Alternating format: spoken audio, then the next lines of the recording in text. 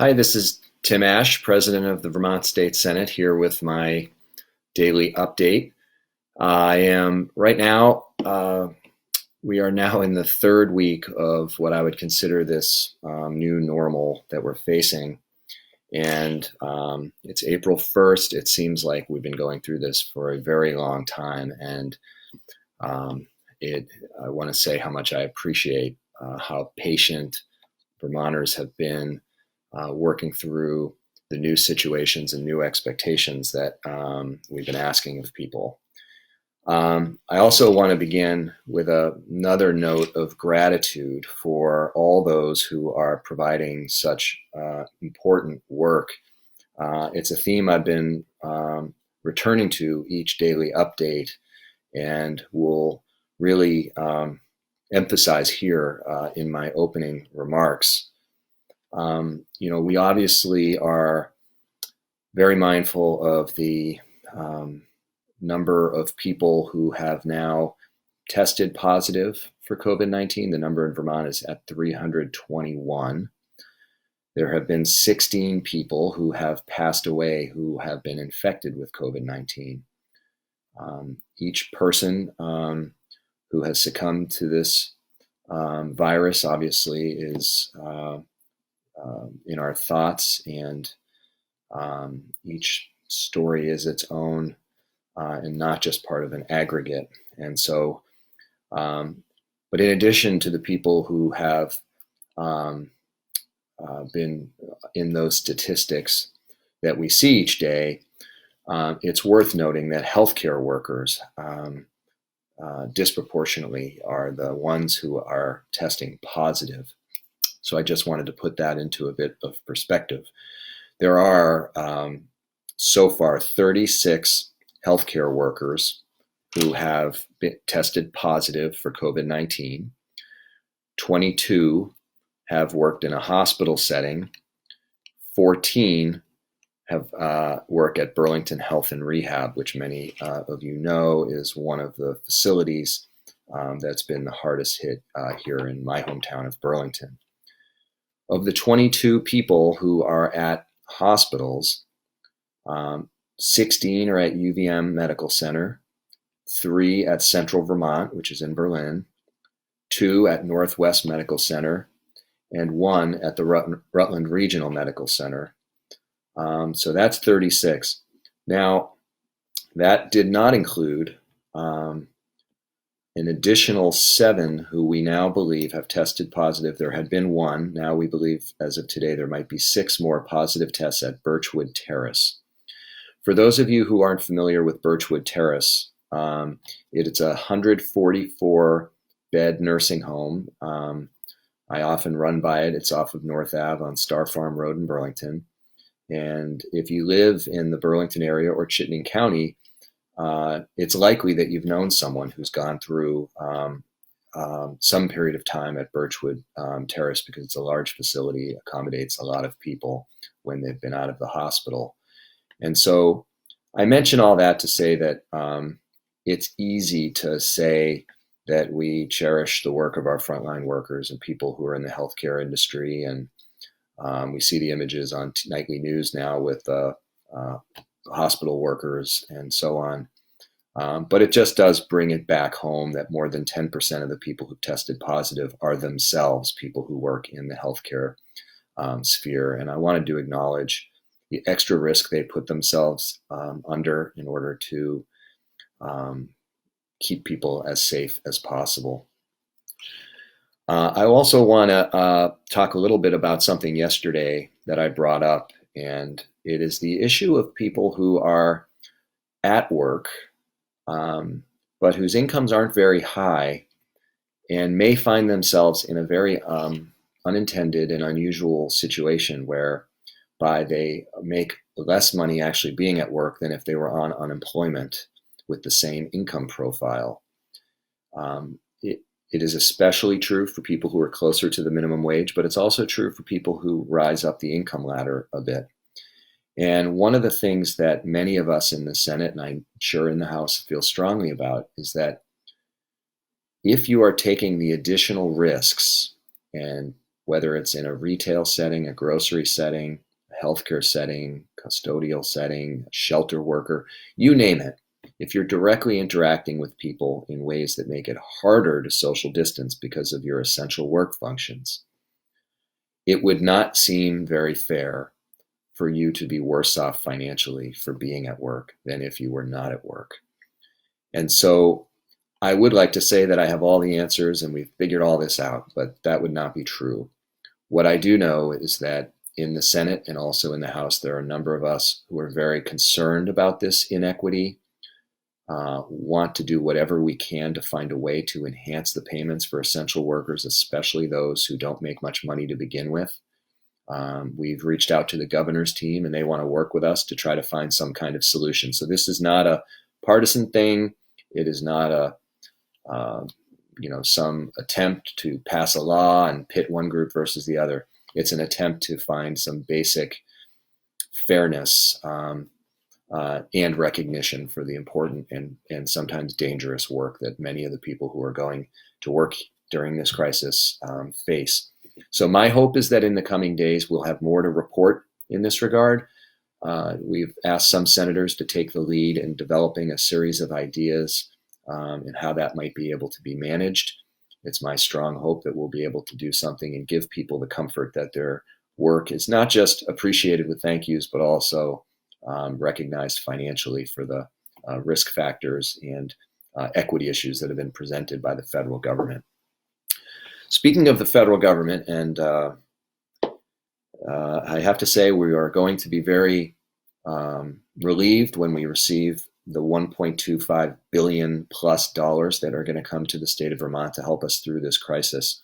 But I think we're all very frustrated that because it was cooked up in just a couple days, there aren't a lot of details about many of the programs. So even some of the conventional programs Vermont has, like unemployment insurance, the timing of when the additional $600 enhancement to the weekly benefit is going to begin, we still have not received that guidance. And so people are calling the Department of Labor rightly and saying, how much will I receive for a weekly amount? Because they got to figure out how to pay the bills. And they are understandably concerned when they hear back from the Department of Labor that we don't know yet. So a lot of patience is required at this moment because in just the 15 to 20 days that we've been going through this, it feels like it's been multiple lifetimes. But state government and the people who are at the other end of the phone are doing everything they can with the information they have and with the lawful authority they have to get as many people the best information as possible. I heard today from the Commissioner of Labor, just to put it in perspective, and I said a couple days ago that about 500 people in a typical week, based on 2019, would normally apply for unemployment insurance. And he believes that about 40,000 initial unemployment applications have been filed, somewhere between 30 and 40,000. So just put that in perspective about how many people have called an office that's usually accustomed to taking 500 calls at the same time. So this is an extraordinary situation, and definitely just beg patience for the people who are trying to provide support. One of the main questions that keeps coming to me, some of them have started to filter or diminish over time. For instance, questions about the school system, while there's still some unknowns, there are fewer and fewer of those coming in.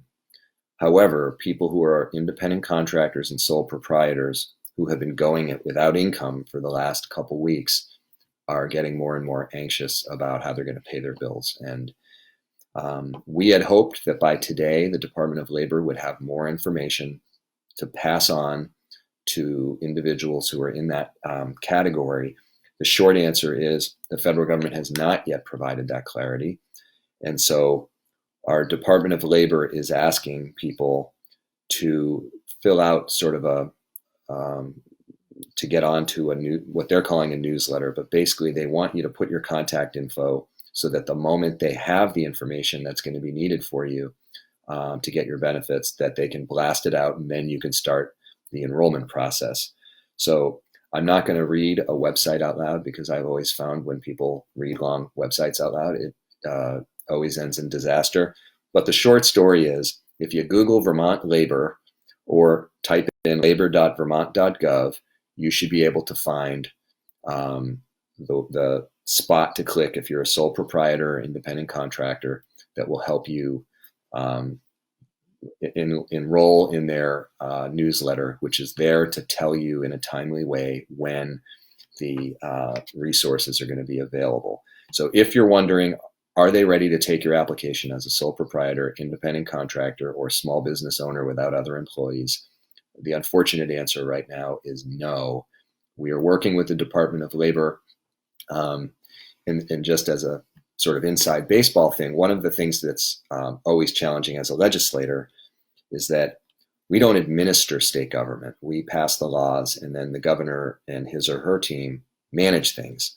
And so many of the concerns that have been brought to people like me asking for specific interventions with the Labor Department, we're not actually able to do that.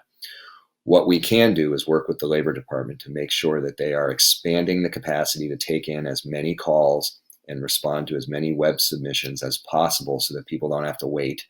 And hopefully this issue of getting not being able to get through on the phones will go away. I don't know what the situation will be. Our hope is that we can resolve that as fast as possible. I'm very worried about the immense crush of requests that are going to come in from independent contractors and sole proprietors in the days ahead. Shifting gears slightly, all around the state, different municipalities, not all municipalities, but some municipalities have elections that are not on the normal town meeting schedule. Either they have eclectic dates for when they have their spring municipal or school votes, or in some cases, if a school budget failed and they have to have a revote, it means that they have to figure out when they're going to do that. Well, as you can imagine, many people around the state are saying, well, how can we hold an election right now? People are being encouraged not to leave their home.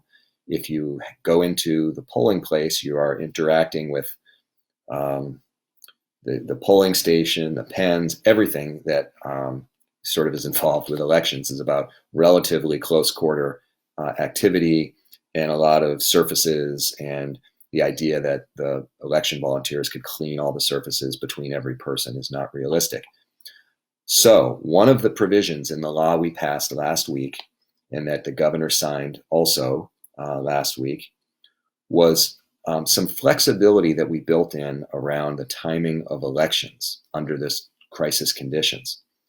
And I'll briefly say, in our desire to make sure that no one believed there was partisan politics being played with any delayed votes that occur, we said that the Secretary of State could issue rules and change some of the things about our elections if the governor is in agreement. Now, it's a little unusual for the legislature to say, okay, we can suspend these rules if the Secretary of State likes it and wants it, and the governor agrees with him or her. But we're in a crisis situation, and we knew that there were some things that municipalities needed in the short term, and we couldn't go through the normal legislative process. We needed the flexibility to be there to respond to emergent situations. And having the governor have to agree, because the Secretary of State right now is currently a Democrat, the governor is a Republican, it means that there will not be any partisan implications of something that they agree to. They both have to agree. And yesterday they did agree to allow municipalities to postpone the elections that are imminent in their communities and allow them to be rescheduled when it will be safer for people to do so. So basically what will happen is in Chittenden County and South Burlington, they have a vote coming up. So I received a number of specific requests there, but all around the state, my peers have been getting constituent questions about this.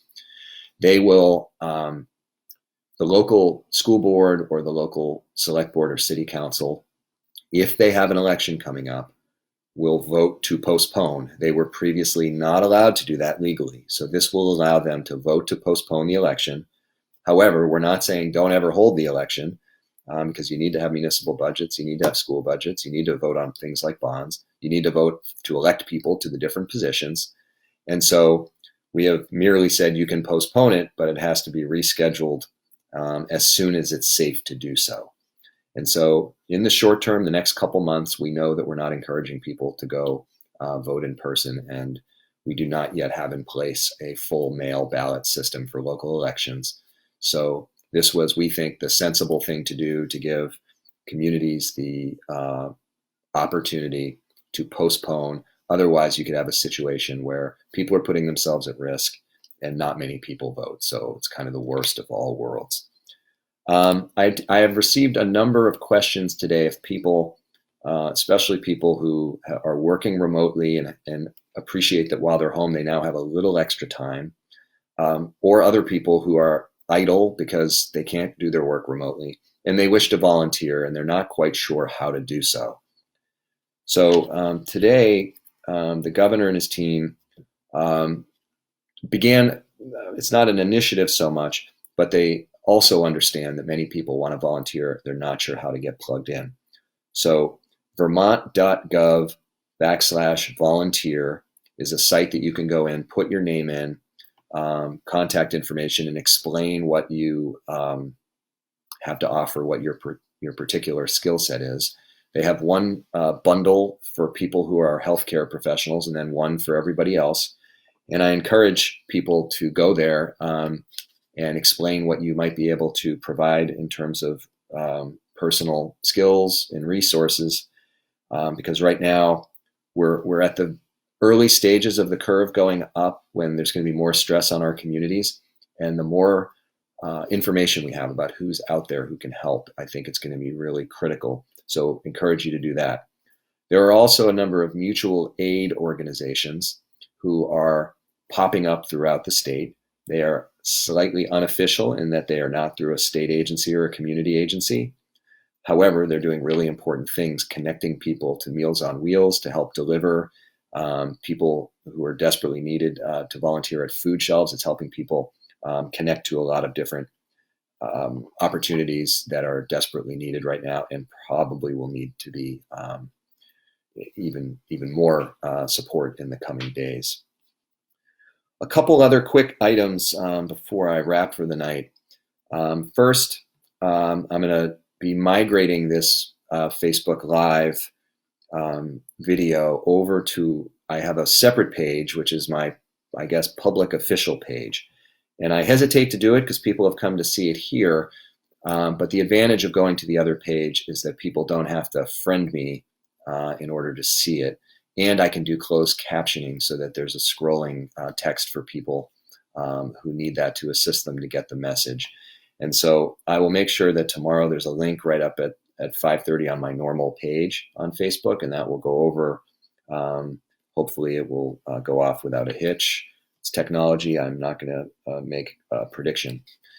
Also, before I wrap, one of the cold realities of this crisis is that while we face the uncertainty of our health and well-being and our neighbors and the economic crisis that we're in some ways, some activities just keep going on. And I have hesitated to say anything about these sort of larger governmental issues, but today the federal agency that's responsible for revising the vehicle fuel efficiency rules. So when President Obama was in office, there were very stringent new requirements for the miles per gallon that vehicles would have to get to ratchet it up to help fight off climate change. The current president's team have fought that and have adopted new rules. And today they have announced their new rules and say that the 2026 vehicle fleet, so 5 years from now, the requirement will be that they be an average of 40.4 miles per gallon, which is down from 46.7, which is what we would have had if we hadn't messed with those rules to begin with. So it's, some people have said, it's amazing how we've been able to marshal public unity in the face of this crisis. It is amazing how Congress was able to pass a $2 trillion relief bill in about 2 or 3 days in order to bail out states and communities and hospitals. And at the same time, we have another crisis that we are going to have to turn our attention to when we get past the COVID-19 crisis, and that's battling with the reality of climate change right now. And it is obviously a tough time to have additional stomach punches and having the vehicle fleet efficiency be dropped by like 10% by our own federal government at this moment. It seems like a hard one to take, and it is. So unfortunately, some people, I wish they couldn't work remotely and that their computers broke or something, but these ones actually worked remotely and they're setting us back environmentally. So enough negativity.